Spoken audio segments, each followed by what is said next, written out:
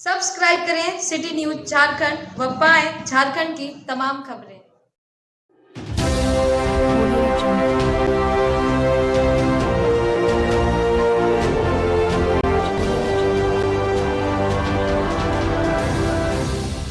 अपने 11 सूत्री मांगों को लेकर झारखंड राज्य दिहाड़ी मजदूर यूनियन का पलामू जिला समाहरणालय के समक्ष अनिश्चितकालीन हड़ताल यानी भूख हड़ताल जारी है। आज अपनी मांगों को लेकर सैकड़ों की संख्या में मजदूरों ने कचहरी मेन गेट को घंटों जाम कर सरकार व जिला प्रशासन के विरुद्ध जमकर नारेबाजी की। वहीं नुक्कड़ सभा को संबोधित करते हुए यूनियन के वक्ताओं ने कहा कि पूरा पलामू अकाल की चपेट में है। मजदूरों और किसान बेरोजगार हो गए हैं, वह अन्यत्र प्रदेश पलायन करने को वे मजबूर हो गए हैं। कहा गांव में खेती समाप्त हो गई है, तो दूसरी तरफ बालू संकट की वजह से 10 जून से लेकर 15 अक्टूबर तक निर्माण कार्य प्रभावित है। गांव में पेयजल की समस्या भी उत्पन्न होने लगी है।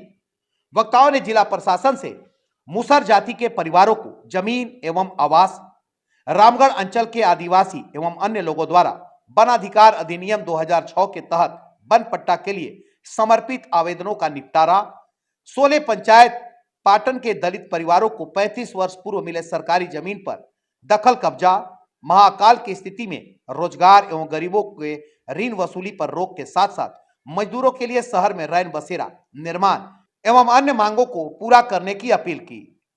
कार्यक्रम की अध्यक्षता गौतम कुमार ने की। 21 तारीख से यहाँ हम लोग बैठे हैं। यहाँ जो बैठे लोग हैं उसमें मुसहर को प्रतिनिधित्व करने वाले हमारे साथी हैं हरी मुसहर, रानी मुसहरीन। हमारे साथ जो बैठे हैं आदिवासी भाई बैठे हैं। हमारे साथ बैठे हैं 16 पंचायत है पाटन गांव का, वहाँ के दलित बैठे हैं। और ये जो अकाल का पूरा सीन है पूरे पलामू के अंदर, इसको लेकर के हम लोग भूख हड़ताल किए हुए हैं। आज मेरे भूख हड़ताल का 7वां दिन है। हम लोग मजबूरी में भूख हड़ताल पे बैठे हैं। सरकार के जो नुमाइंदे हैं उन्हें नहीं दिख रहा है कि अकाल है। यहाँ के जो एमपी हैं उनको नहीं दिख रहा है कि अकाल है। यहाँ के एमएलए हैं उनको नहीं दिख रहा है कि अकाल है। यहाँ के जो जनप्रतिनिधि हैं उन्हें पता ही नहीं चल रहा है कि अकाल है। लेकिन अकाल की स्थिति इतनी भयावह है कि लोग इसको टाल रहे हैं। लोग, गरीब लोग मर जाएं तो मर जाएं, इसका फिक्र नहीं है सरकार को, अधिकारियों को, जनप्रतिनिधियों को। लेकिन हमारे यूनियन को उनके दिक्कत तकलीफ का फिक्र है।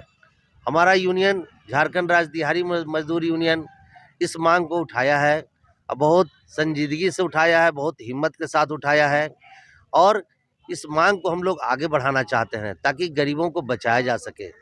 जिनके हाथ में पैसे नहीं हैं, जिनके घर में अनाज नहीं है, वो सबसे ज़्यादा प्रभावित होने वाले हैं। और वो सबसे ज़्यादा उनकी जो तादाद है वो मज़दूरों की संख्या है।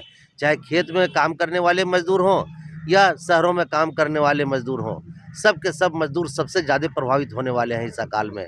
देखिए, ट्रेनों में लद के लोग बाहर जा रहे हैं काम खोजने के लिए। ये क्यों नौबत आई? ये नौबत क्यों आई? ये नौबत तो नहीं आना था, लेकिन क्यों ऐसा हो रहा है? इसको तो गंभीरता से विचार करना होगा हमारी सरकार को, हमारे जिला प्रशासन को। इस बात के लिए हम लोग यहाँ पर बैठे हैं।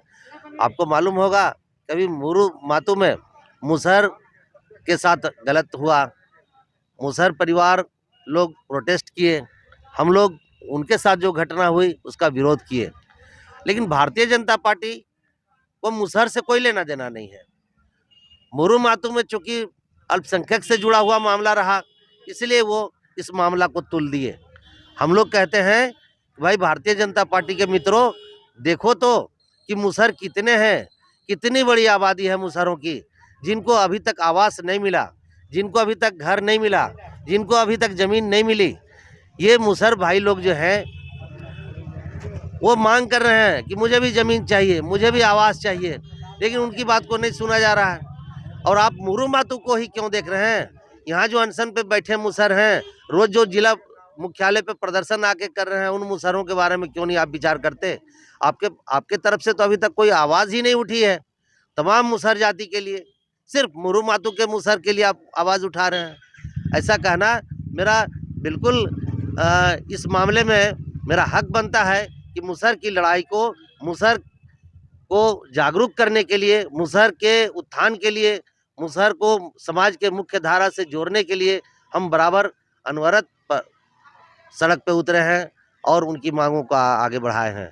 आज प्रशासन ने हम लोगों को मजबूर कर दिया मुसहर को बसाने के लिए, आदिवासियों को वन पट्टा देने के लिए। हम लोग कई सालों से परेशान हैं, लेकिन सरकार नहीं सुन रही है। जो अधिकारी हैं, ऐसा नहीं है कि इसके लिए झारखंड सरकार को कोई अलग से पहल करनी होगी या कोई विशेष कानून बनाना पड़ेगा या कोई पॉलिसी तय करना पड़ेगा। किसी पॉलिसी की जरूरत नहीं है। डिप्टी कमिश्नर चाहेंगे तो मिनटों में सारा निदान हो जाएगा, लेकिन चाहेंगे कैसे? वो पूरा जो इनका सेटअप है वो जड़ता में जकड़ा हुआ है और हम लोग उस जड़ता को तोड़ना चाहते हैं। हम लोग कहते हैं कि हम भी इंसान हैं, मुसहर हो या आदिवासी हो या दलित हो, महादलित हो, जो भी लोग नीचे के लोग हैं, जो मेहनत मशक्कत करके खाते हैं, जीते हैं, उनकी आवाज़ भी सुनो। और उनको यदि दबाने की कोशिश होगी तो इस देश के अंदर जो संविधान है, जो हमारी रक्षा करता है, इस देश के अंदर जो संविधान है जिसने हमको अधिकार दिया है, अपने अधिकार का प्रयोग करने के लिए हम लोग उस अधिकार का प्रयोग करते हुए यहाँ अनशन पे बैठे हैं। और आज हमारा डिप्टी कमिश्नर जब नहीं माने 7वें दिन भी, तो मजबूर होकर के उनके गेट को जाम करना पड़ा है। यही हम लोगों का कहना है।